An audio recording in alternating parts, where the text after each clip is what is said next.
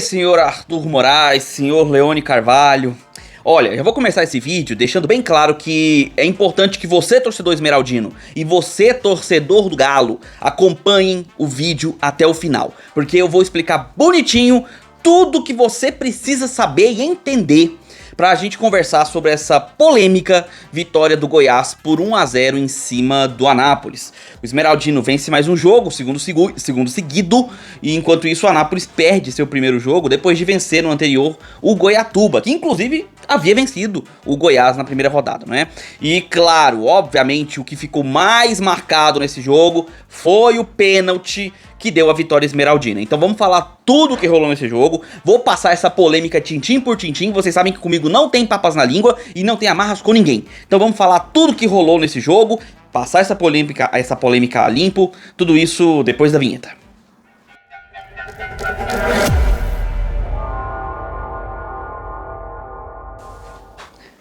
Fala aí, seus torcedores que foram pro chuveiro mais cedo. Sejam bem-vindos ao canal, meu nome é Victor Gader. Deixe seu like aqui embaixo se você gosta desse tipo de conteúdo. Se inscreve no canal e marca o sininho para receber notificações sempre que sair vídeo novo aqui no canal. Também peço que você compartilhe esse vídeo com seus amigos para que outros torcedores também recebam essa análise, assim como vocês. Sem mais delongas, as escalações na tela. E vamos lá, né? Vamos ser sinceros. Escalação pouco importa para o Anápolis, porque o time do Anápolis, para vocês terem uma ideia, está com 3 desfalques na zaga. E mesmo assim, é um time que não levou gols e vem defensivamente fazendo um bom campeonato. Teve 2 empates, um inclusive contra o Vila, e também teve uma vitória em cima do Goiatuba, time que já venceu até o próprio Goiás. Enquanto isso, o esmeraldino veio de uma vitória contundente no clássico Gol-Gol, né, 3 a 0 em cima do Goiânia, e vem com as mesmas peças, praticamente, que jogaram naquela partida, com o meio de campo agora recheado com o Regis, o Juninho, e as laterais com o William Lepo e DG, na frente o Barceló, o centroavante, né, fazendo detrimento ao Bruno Herculano que ficou no banco de reservas. E claro, o Barceló veio para ser o titular e entrou como tal, e entrou também com o Edson Carioca aí na frente também como segundo atacante ali, né, como um ponto basicamente. Mas na verdade o Goiás jogando teoricamente num 4-4-2. Agora, vamos lá. Escalações dadas, vamos falar do jogo. E sinceramente, não tem muito que a gente possa conversar da partida, tá? Até os 26 minutos, nenhum dos dois times havia chutado sequer a gol. O Goiás com o Regis e o Juninho muito distantes. O Edson Carioca, o Barceló, o ataque do Goiás muito distante, o que é uma característica estranha. O Jair Ventura costuma treinar times mais compactos, times que jogam com seus blocos um pouco mais próximos, em meio de campo com ataque com a defesa e tal, enfim, um time muito mais compactado. Não é o que está sendo feito no Goiás. O Goiás está jogando muito espaçado. O Marcão chega ao ponto de voltar na zaga para recuperar a bola, para vir conduzindo até chegar ao meio, para então encontrar com o Regis, para o Regis avançar conduzindo bola, para encontrar um dos laterais muito abertos, o William Lepo e DGE. E assim, essa é a característica do Goiás até então nos 4 primeiros jogos. Um time muito espaçado, o que não funciona com as peças que tem. Goiás jogando no 4-4-2 tinha que jogar com linhas próximas e jogadores próximos, para esses jogadores auxiliarem nas jogadas, fazerem passes, tabelas, enfim, o que o Goiás sabe fazer e pode fazer com as peças que tem. Não é isso que aconteceu. O Anápolis estava jogando relativamente melhor do que o Goiás. Só não se criou mais no ataque por conta da excelente atuação defensiva do DG. O lateral DG fez um grande jogo, anulando as chegadas do Fábio pela direita, por exemplo, e conseguindo deter aquele lado do Anápolis, que é o lado mais forte que o Anápolis tem, não conseguindo dar chances, por exemplo, a cruzamentos, a infiltrações por ali. E é por onde o Anápolis tentava chegar. Quando ele vinha pela esquerda, geralmente não funcionava muito. Resultado é que o primeiro tempo foi bem fraquinho. Foi um jogo muito mais pegado e muito mais, por conta do calor talvez, muito mais cadenciado e brigado do que com bom futebol. E na realidade os dois times tiveram poucas chances, né, no primeiro tempo, e o 0 a 0 condizia com a partida. Vamos falar então do segundo tempo. E aí a gente precisa chegar na polêmica, porque com 13 minutos de jogo não tinha acontecido nada. até uma bola muito bem lançada para o Herculano, um cruzamento, né, no caso, que havia entrado inclusive no lugar do Barceló. E antes de eu falar do pênalti, pra você, torcedor esmeraldino, não achar que eu tô fazendo, como se diz, julgamento de dois pesos, duas medidas, Goiás havia sido prejudicado no primeiro tempo, um cartão amarelo injustamente dado para o Barceló por reclamação, sendo que ele teve um contato ali no peito com um jogador da Nápoles que deveria ter sido assinalada a falta e cartão para o jogador da Nápoles e não para o jogador do Goiás. Não era para cartão vermelho, obviamente, mas era um lance favorável ao Goiás e não para ter sido dado um cartão amarelo. Houveram outros pequenos lances ali que a arbitragem inverteu faltas, inverteu alguns lances específicos ali, mas erros que ainda são, sabe, aceitáveis na medida do possível. Agora, teve o lançamento para o Bruno Herculano, o cruzamento que ele finaliza mal. Há uma trombada dentro da área, o jogo segue, o juiz Arthur Moraes não marcou nada. E quando a bola para, o VAR no senhor Leone Carvalho, por algum motivo que seja, diga você nos comentários qual você acha, ele chama o Arthur Moraes pro VAR, informando que havia uma cotovelada, uma agressão dentro da área, sendo que houve um contato de jogo entre o zagueiro do Anápolis que chegava para fazer a disputa de bola e o Breno Herculano. Esse contato, eu tô deixando aqui um pedacinho aqui da tela, vocês estão vendo. O jogador chega com o braço esticado pra frente, mão fechada, mas ele não chega a fazer nenhum movimento de agressão. Não há um cotovelo armado, não há um contato do braço, um soco, ou qualquer coisa que seja. Ele adianta o braço esticando pra tentar ganhar espaço, né? Tentar ganhar o máximo de espaço possível na disputa pra atrapalhar a finalização do jogador do Goiás.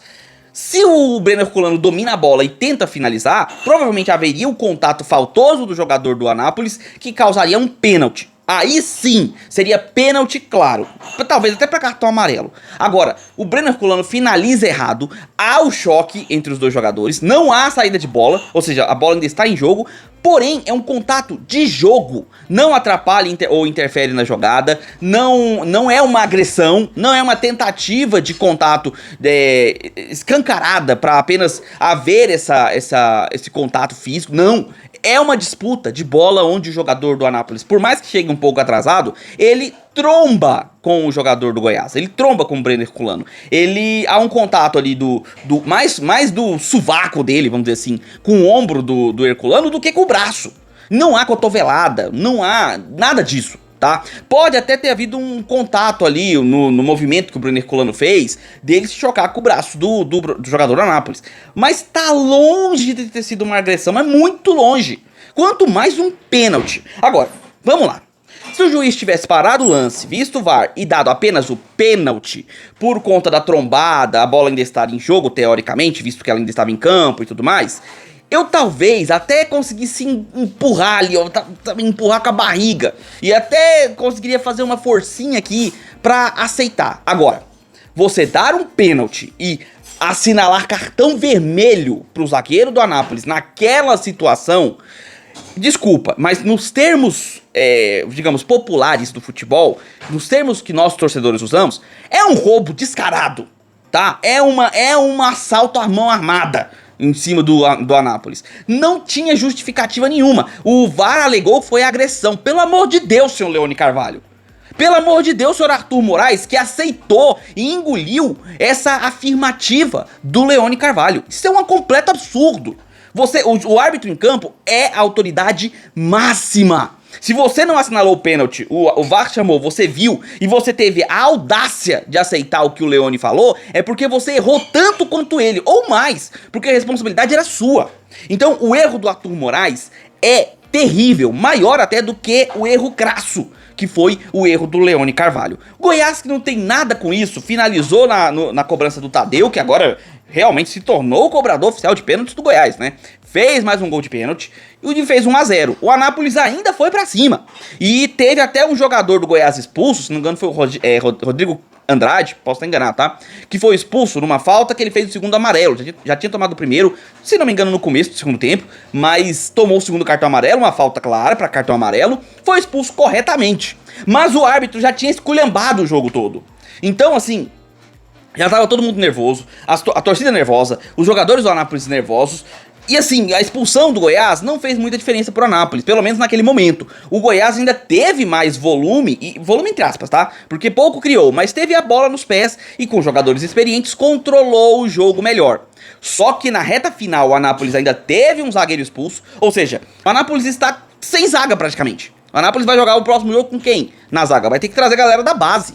Ou sei lá, ir atrás até o próximo jogo, porque ficou sem zagueiro. 2 jogadores expulsos, um injustamente, e mesmo assim, mesmo com o Anápolis 9 contra 10, teve 2 chances reais, claras, de gol. A defesa do Goiás ainda permitiu isso. E lembrando que o Jair Ventura, por mais que tenha tido um jogador expulso, um volante, ele substituiu e colocou os jogadores em campo para fechar a defesa. Mesmo assim, o Goiás ainda tomou 2 bolas perigosíssimas. Teve uma finalização pelo lado esquerdo, eu não lembro quem foi o jogador, me perdoa, não lembro os nomes dos jogadores do Anápolis, mas teve uma finalização perigosíssima pela esquerda, que poderia ter sido um gol do Anápolis antes de o Anápolis ter um jogador expulso, e depois teve uma finalização perigosíssima do Fábio, que o Tadeu fez uma defesaça. E poderia também ter sido gol de empate, que talvez fosse o resultado mais justo. O empate em 0-0. Diga-se de passagem, porque nenhuma das equipes fazia um grande jogo. Era o resultado mais justo. Agora, o Goiás aproveitou e com a expulsão e o pênalti, fez seu gol, venceu a partida, fez seus 3 pontos e impôs a primeira derrota do Anápolis. O Goiás ficando ali na 3ª colocação, né? E, cara, não tem como, não tem o que falar. Eu sei que você, torcedor esmeraldino, vai tentar defender o seu lado, tentar achar justificativas, e assim, não tira o seu mérito, tá? Não com relação ao pênalti, porque o juiz pode forçar muito ali a barra, forçaria muito a barra, tá? E poderia dar esse pênalti. Seria uma forçação demais, mas ele poderia dar o pênalti. Agora, o que aconteceu, pênalti, cartão vermelho, aí não, cara, não tem o que defender, tá? Não tem o que defender. O máximo que vai acontecer é o torcedor esmeraldino brincando aí com os outros, falando chora mais, né? Chora, não sei o que é normal, brincadeira é normal do futebol, isso é natural, pode, até nos comentários com certeza vai ter isso aqui, tá? Mas eu não posso me isentar de deixar isso aí muito especificado e colocar a minha humilde opinião, tá? Você tem o direito de discordar nos comentários ou aumentar, né, a informação, colocar mais opiniões aí, não tem problema. É todo direito nos comentários, o comentário é todo seu, mas eu não posso deixar passar em branco isso. E aí tem um problema maior que as pessoas esquecem. Existe um claro favorecimento de arbitragem com times da capital. Isso eu não tenho como não negar. Eu assisti vários jogos e vi vários pequenos lances que a arbitragem sempre favorecia o lado da capital. Seja Goiás, seja Vila, seja Atlético, tá? Não passo pano pra isso. Não, mesmo sendo a favor do meu Dragão, eu vou dizer pra vocês, o time tá sendo favorecido. E, cara, sabe, esse tipo de coisa que já vai dando aquela rusga dos times do interior com a FGF, com a Federação Goiana de Futebol, porque a arbitragem fica dando aquele help pros times da capital. Agora, com esse tipo de lance, cara, o que eu vou falar? É absurdo, isso é absurdo. Federação Goiana de Futebol, pelo amor de Deus, para de passar vergonha com seus árbitros. Sua arbitragem tá ruim, péssima, tá difícil assistir os jogos e ver os árbitros cometendo erros primários como esse, que prejudicam a experiência do seu torcedor, que já vai tão pouco no estádio. E ainda tem esse tipo de coisa. Federação Goiana de Futebol, vocês precisam incentivar o torcedor. Vocês precisam incentivar a competitividade entre os times da capital, times do interior, que seja. E não ter esse tipo de situação. Não tem que prevalecer favorecimento a ninguém. Os times têm que conquistar as coisas pelos seus próprios méritos. Você, torcedor do Goiás, você não tem culpa de nada. O time que tava jogando lá no campo do Goiás também não tem culpa de nada. O árbitro cometeu um erro ridículo e a responsabilidade é toda dele, da Comissão de Arbitragem Goiana e da Federação Goiana de Futebol. Eles têm que ser responsabilizados por erros terríveis como esse que aconteceu, tá? Não é o Goiás, não é o Vila, não é o Atlético, é a Federação. E cabe a você, torcedor, ir lá reclamar, sabe? Fazer as suas postagens mostrando onde ele errou, mostrando partes da transmissão ali, ó. Aqui nesse lance tá errado, aqui nesse lance era falta e você não deu, juiz tal não deu tal falta. Você tem que ser a voz que vai lá e briga, porque quem faz o futebol é o torcedor. Se o torcedor não for pro estádio, acabou o futebol, cara. Se o torcedor não for assistir o jogo nas transmissões digitais, as transmissões de TV, cara, acabou o futebol. Então quem faz o futebol é o torcedor. Então você tem todo o direito de reclamar, de ir lá, fazer seu protesto, reclamar contra a federação. Não é ir brigar com o Goiás, ou brigar com o Atlético, ou com o Vila, ou com o time que for. Reclame com quem faz o campeonato. Quem faz o Goianão é a Federação Goiana de Futebol. Quem é responsável pela arbitragem? Federação Goiana de Futebol. Então vai lá e reclama com eles. E eles têm que se virar e resolver isso. E trazer uma justificativa, um informativo para quem foi prejudicado. Que além do torcedor do Anápolis ter sido prejudicado, o próprio clube também foi. Então merece sim uma justificativa, alguma informação, alguma coisa que seja, para que isso não fique em branco. Esse tipo de erro é inadmissível no futebol goiano. Mas me diz aí, o que você achou? Foi pênalti? Não foi pênalti? Valeu? Foi cartão vermelho? Era pra cartão vermelho? Não era? Quero saber a sua opinião, deixa aí nos comentários que eu quero saber. Se inscreve no canal, deixa seu like, marca o sininho pra receber notificações sempre que sair um vídeo novo aqui no canal. E eu peço que você compartilhe esse vídeo com seus amigos, pra que outros torcedores também recebam essa análise, assim como você.